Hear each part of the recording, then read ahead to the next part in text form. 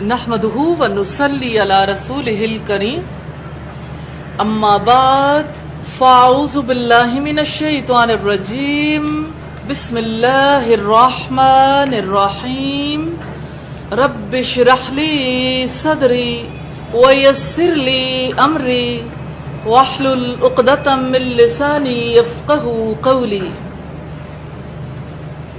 मोहम्मद रसूलुल्लाह सल्लल्लाहु अलैहि वसल्लम का कलाम आपका फेल है जो इस आसमान दुनिया के नीचे अल्लाह ताला की किताब कुरान मजीद के बाद सही तरीन किताब सही बुखारी के जरिए से इंशाअल्लाह हम सीखेंगे। पहली बात तो इल्म हदीस के हवाले से है।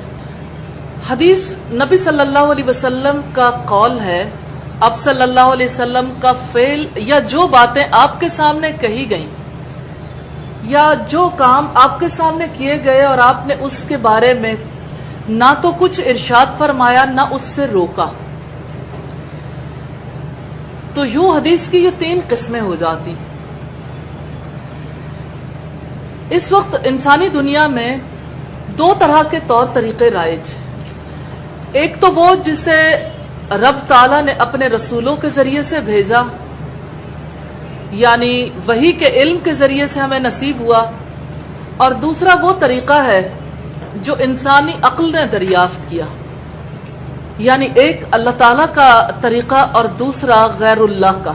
चाहे वो इंसान खुद हो, मोमिन हो या काफिर हो, वो कोई भी तरीका जिंदगी हो किसी भी दौर में, अल्लाह के यहाँ काबिल कबूल सिर्फ वही तरीका है जो उस सबसे बड़े दाना, सबसे ज्यादा विजडम रखने वाले, इल्म रखने वाले ने अता कर दिया। अल्लाह ताला ने वही का इल्म तो अता किया, लेकिन सवाल ये पैदा होता है कि अपने पैगंबर क्यों भेजे। आप जानते हैं जिस दौर में आप रहते हैं इसमें उलूम सिर्फ थ्योरेटिकल नहीं होता, थ्योरी के साथ प्रैक्टिकल भी होता है। तो इसी तरह से वही के इल्म को जिन हस्तियों ने अपनी जिंदगी में इसे कबूल किया, उस पर अमल किया, उन्होंने अपना नमूना छोड़ा।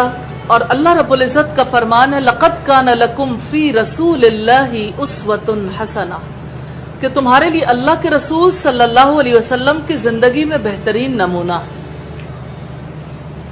अब सल्लल्लाहु अलैहि वसल्लम ने इरशाद फरमाया, तरक्तु फीकुम अमरैन, मैं तुम में 2 चीजें छोड़े जा रहा हूं, किताबुल्लाही व सुन्नती, एक अल्लाह की किताब और दूसरे अपनी सुन्नत।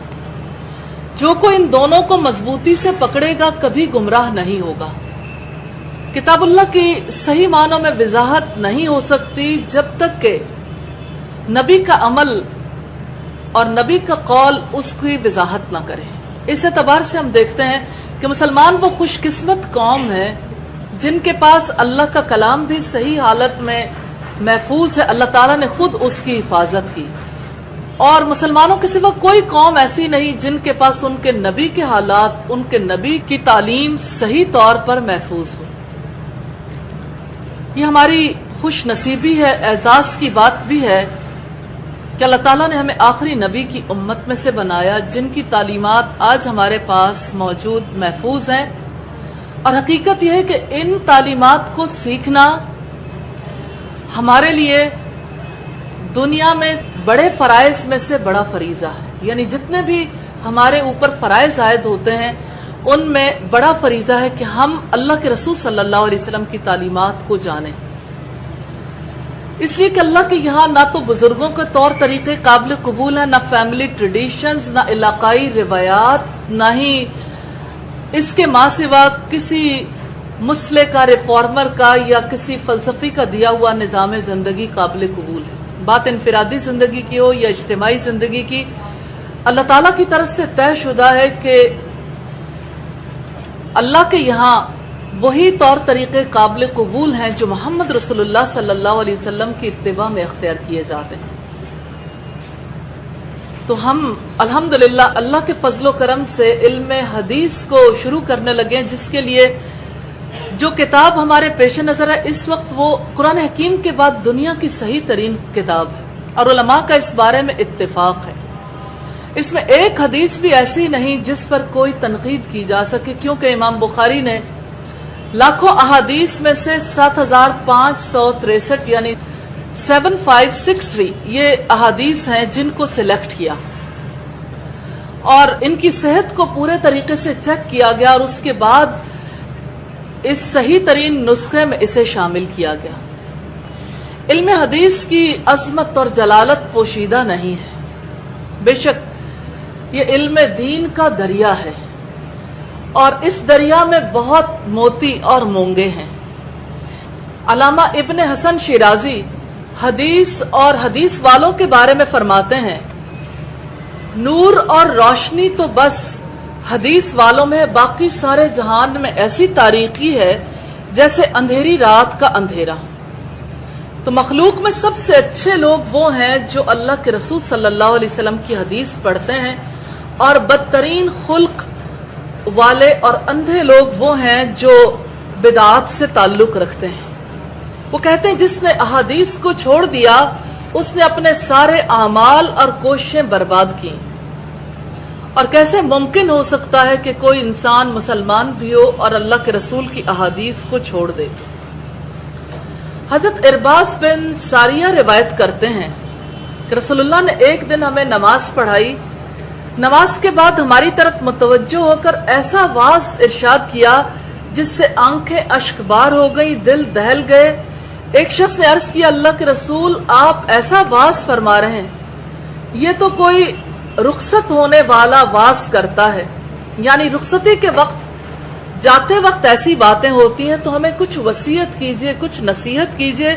اب صلی اللہ علیہ وسلم نے فرمایا، میں تمہیں یہ وصیت کرتا ہوں کہ اللہ سے ڈرتے رہنا اور مسلمان بادشاہ کی اطاعت اور فرما برداری کرنا، اگرچہ وہ حبشی غلام ہی کیوں نہ ہو، اور جو میرے بعد زندہ رہے گا بہت سے اختلافات دیکھے گا، ایسی حالت میں میری سنت کو لازم پکڑ لو، اور میرے خلفائے راشدین کی سنت، ان کے طریقے کو لازم پکڑ لو، یعنی دانتوں کی سی مضبوطی سے، اور نئی باتوں سے یعنی بدعات سے بچتے رہو، کیونکہ ہر نئی بات بدعت ہے اور ہر بدعت گمراہی ہے۔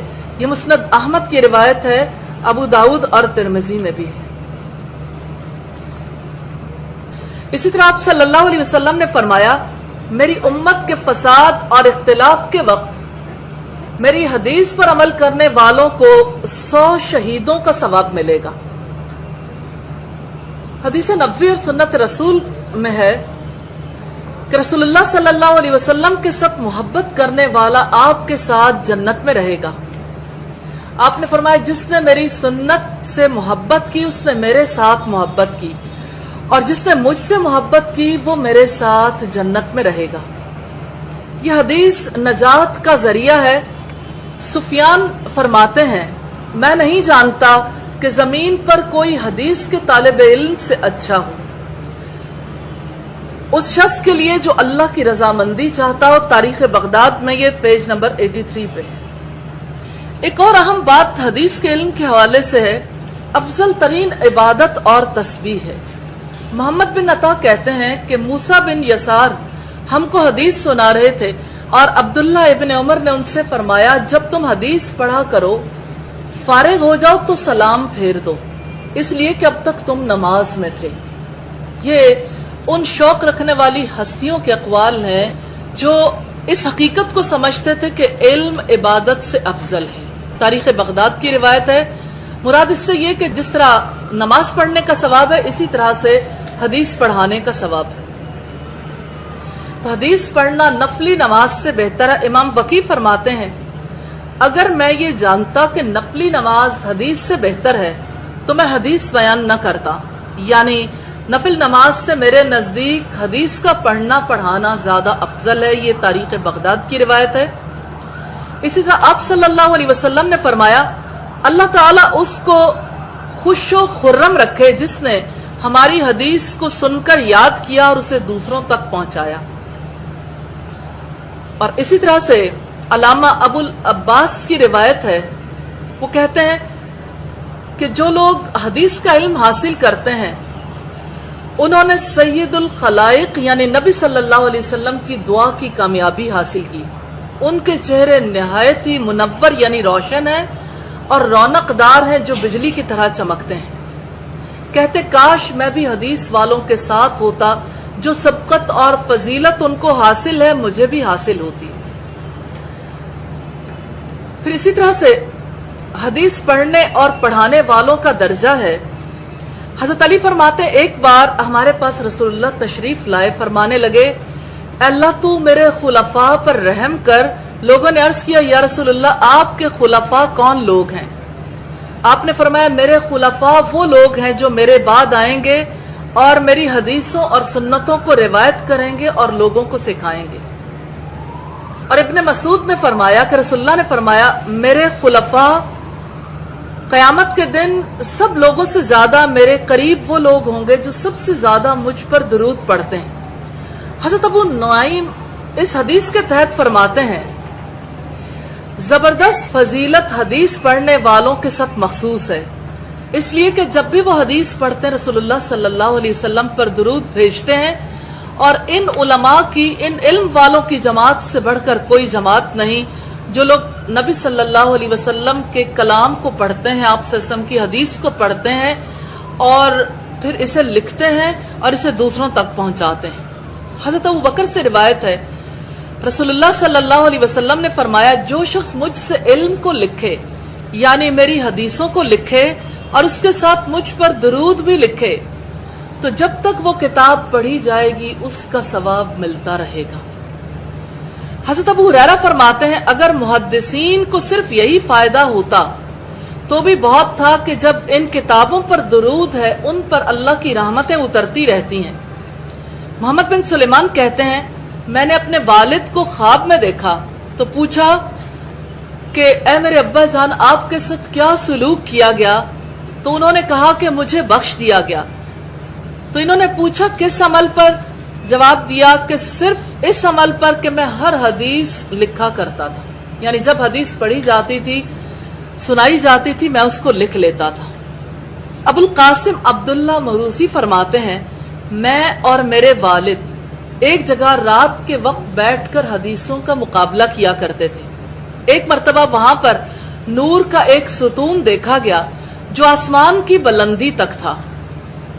पूछा गया कि ये नूर किस बिना पर है? तो कहा गया हदीस के आमने सामने पढ़ते वक्त जो इनकी जुबान से दुरूद निकलता था उस दुरूद की बिना पर है। और असहाबुल हदीस के हवाले से हज़रत अनस से रिवायत करते हैं रसूलुल्लाह ने फरमाया कि क़यामत के दिन मुझसे रिवायत करने वाले यानी असहाबे हदीस इस हाल में आएंगे कि उनके साथ दवाएं होंगी। अल्लाह ताला उनसे फरमाएगा कि तुम नबी सल्लल्लाहु अलैहि वसल्लम पर हमेशा दुरूद लिखते रहे यानी हर हदीस लिखते रहे, लिहाजा इस दुरूद की बरकत से जन्नत में दाखिल हो जाओ। तो यूं हम देखते हैं कि अल्लाह के रसूल सल्लल्लाहु अलैहि वसल्लम ने अगर अपने से अहादीस लिखने की वसीयत की थी, अगर इस इल्म को हासिल करने वालों के लिए ये दुआ की थी अल्लाह उसके चेहरे को रोशन कर दे, जिसने मेरी हदीस सुनी उसे याद रखा और दूसरों तक पहुंचाया, तो अल्लाह रब्बुल इज्जत ने उन लोगों की इज्जत बढ़ाई है जिन लोगों ने नबी सल्लल्लाहु अलैहि वसल्लम की वसीयत पर अमल किया है। अबू सईद खुदरी कहते हैं कि नबी सल्लल्लाहु अलैहि वसल्लम ने इरशाद फरमाया, और ये हारून अल-अब्दी फरमाते हैं कि हम अबू सईद खुदरी के पास आए तो आप खुश होकर फरमाते थे मरहबा, यानी वेलकम कहते थे, खुश आमदीद, तुम्हारे लिए नबी सल्लल्लाहु अलैहि वसल्लम ने वसीयत फरमाई है। हमने कहा रसूलुल्लाह की वसीयत क्या है? फरमाया हमसे रसूलुल्लाह ने फरमाया कि मेरे बाद तुमसे लोग अहादीस पूछने के लिए आएंगे, जब वो आए तो तुम उनके साथ लुत्फ व इनायत से पेश आना और उन्हें हदीसें सुनाना। हजरत अबू सईद खुदरी फरमाते हैं कि तुम्हारे पास जमीन के किनारों से जो लोग अहादीस तलब करते हुए पहुंचेंगे, जब वो आए तो उनकी बेहतरीन खैरखाही करना। और अबू सईद खुदरी जब नौजवानों को देखते तो बेसाख्ता फरमाते रसूलुल्लाह की वसीयत पर तुम्हें मरहबा हो, कि मैं तुम्हें खुश आमदीद कहता हूँ कि इस मजलिस में आने वालों के लिए खुश आमदीद है। आपका हुक्म है कि हम अपनी मजलिसों में कुशादगी के साथ तुम्हें जगह दें और तुम्हें हदीस रसूल सुनाए। तुम हमारे खलीफा हो और ہم جس طرح نبی صلی اللہ علیہ وسلم کے بعد آئے، ہمارے بعد تم ہی اس علم کو آگے پہنچانے والے۔ حقیقت یہ ہے کہ حدیث کا سننا، اس کا لکھنا، اس کا پہنچانا دنیا و آخرت کے لیے ذخیرہ ہے۔ حضرت سفیان ثوری فرماتے ہیں حدیث کا سننا دنیا چاہنے والے کے لیے باعث عزت ہے اور آخرت چاہنے والے کے لیے رشد اور بھلائی ہے، اور حدیث سننے والے انشاءاللہ تعالی قیامت تک زندہ رہیں گے۔ رسول اللہ نے فرمایا میری امت میں سے ایک جماعت منصور رہے گی، یعنی ان کی ہمیشہ مدد کی جاتی رہے گی، انہیں کوئی کچھ بھی نقصان نہیں پہنچا سکے گا یہاں تک کہ قیامت قائم ہو جائے گی۔ یہ روایت ترمذی کی ہے۔ امام بخاری بھی یہی کہتے ہیں کہ اس سے مراد حدیث کا علم سیکھنے والے افراد ہیں، اور طلب حدیث کا درجہ اتنا ہے، آپ صلی اللہ علیہ وسلم نے فرمایا جو علم کے راستے پر چلے گا اللہ تعالیٰ اس کے لیے جنت کا راستہ آسان فرما دے گا۔ اس سے حدیث کے علم کے حصول کی فضیلت ثابت ہوتی ہے۔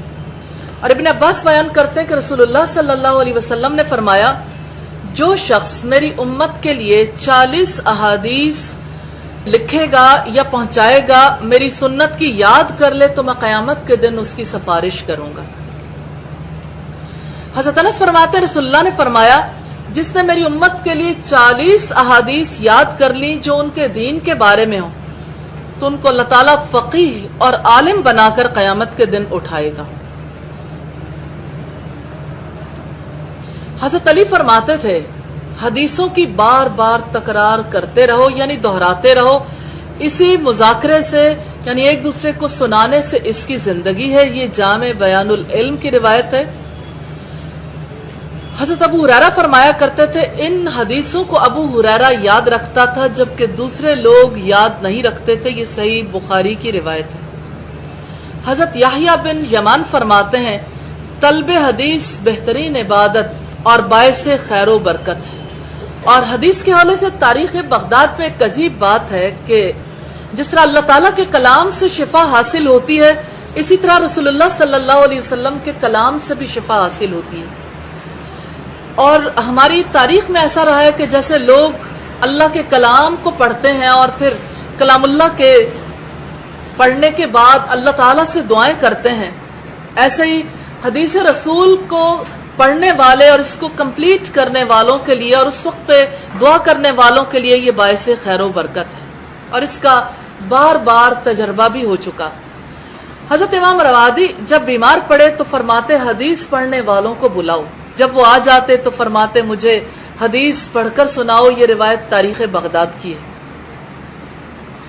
حضرت علی فرماتے ہیں کہ حدیثوں کی دیکھ بھال کرتے رہو، حدیثوں کا مذاکرہ کرتے رہو، اگر یہ نہ کیا تو ڈر ہے کہ یہ علم مٹ نہ جائے۔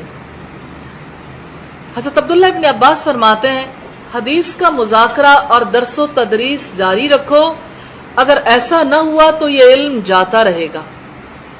حضرت عبداللہ ابن عباس فرماتے ہیں جب تم ہم سے حدیثیں سنو تو انہیں آپس میں دہرا لیا کرو۔ حضرت ابو امامہ باہلی فرماتے ہیں یہ علمی مجلس اللہ تعالیٰ کی ہے، رسول اللہ نے اللہ تعالیٰ کی باتیں پہنچا دیں، تم بھی کچھ بھلی باتیں ہم سے سنو اور دوسروں کو سنا دو۔ علیم بن عباس فرماتے ہیں کہ ہم ابو امامہ باہلی کے پاس بیٹھے تھے، وہ ہمیں بکثرت رسول اللہ کی حدیثیں سناتے تھے، پھر فارغ ہو کر فرماتے تھے انہیں اچھی طرح سمجھ لو اور پھر جس طرح تم پہنچائے گئے ہو دوسروں کو بھی پہنچا دو۔ حضرت انس نے اپنے دونوں بیٹوں نضر اور موسیٰ کو حکم دیا تھا کہ وہ حدیث اور اسناد حدیث کو لکھ لیا کریں، انہیں دوسروں کو سکھائیں۔ فرماتے ہیں کہ ہم تو اس عالم کو عالم جانتے ہی نہیں جو اپنے علم کو نہ لکھے، یعنی جو لکھتا نہیں ہے وہ علم والا کیسے ہو سکتا ہے۔ طلق بن حبیب فرماتے ہیں حدیثوں کا مذاکرہ کیا کرو، ایک حدیث دوسری حدیث کو یاد دلاتی ہے۔ ابو العالیہ فرماتے ہیں کہ جب کبھی رسول اللہ کی حدیث بیان کرو تو اسے اچھی طرح محفوظ رکھو۔ عمر بن عبدالعزیز نے ایک گورنر کو لکھا تھا اہل صلاح کا بیت المال میں اتنا حصہ مقرر کر دو کہ وہ بے پرواہ ہو جائیں تاکہ قرآن و حدیث کے علم کے شغل سے انہیں کوئی چیز اپنے اندر مشغول نہ کر سکے۔ یہ روایت تاریخ بغداد کی ہے۔ اور حضرت عبداللہ ابن داؤد فرماتے ہیں انسان کو چاہیے کہ حدیث پڑھے اور اس پر اپنی اولاد کو بھی مجبور کرے. دین علم کلام میں نہیں بلکہ دین صرف احادیث رسول میں ہے. حدیث آخرت کا ارادہ رکھنے والوں کے لیے آخرت کی خیر ہے. حضرت ابراہیم بن ادہم کہتے ہیں میرے والد نے مجھ سے فرمایا کہ بیٹا تم حدیث سیکھو اور یاد کرو، ایک ایک حدیث کے یاد کرنے پر 1 درہم انعام دوں گا. چنانچہ میں نے اسی طرح احادیث یاد کی. امام ابن مبارک سے پوچھا جاتا تھا کب تک حدیث لکھتے رہیں گے؟ فرمایا کوئی ایسا عمل جس سے مجھے اس سے زیادہ نفع پہنچے مل جائے تو میں شاید اس کو لکھنا بند کر دوں، اور میں نے ابھی تک کوئی ایسا علم سنا نہیں ہے، نہ میں نے ایسا کوئی عمل دیکھا جو اس سے افضل ہو. امام احمد بن حنبل سے سوال ہوتا ہے کہ آدمی کب تک حدیث لکھتا رہے؟ فرمایا مرتے دم تک. آپ فرمایا کرتے تھے کہ میں تو قبر میں جانے تک طالب علم ہی رہوں گا. امام حسن بصری سے سوال کیا گیا کیا 80 برس کا آدمی بھی حدیث لکھے؟ تو انہوں نے فرمایا جب تک اس کی زندگی اچھی ہے تو ضرور لکھے. اور حدیث سننے والوں کے لیے بہت بڑی خوشخبریاں ہیں. نبوت تو اللہ کے اختیار سے، اللہ کے انتخاب سے ملتی ہے. البتہ خوشخبریاں باقی ہیں، نیک خواب ہیں جنہیں کسی مسلمان کو دکھایا جائے تو یہ نیک خواب نبوت کا 46واں حصہ ہے. ایک شخص یزید بن ہارون کو ان کے انتقال کے بعد خواب میں دیکھتا ہے، سوال کرتا ہے اللہ تعالیٰ نے آپ سے کیسا سلوک کیا؟ انہوں نے کہا میرے لیے رب تعالیٰ نے جنت مباح کر دی. پوچھتے ہیں کیا قرآن حکیم کی وجہ سے؟ فرمایا حدیث کی وجہ سے.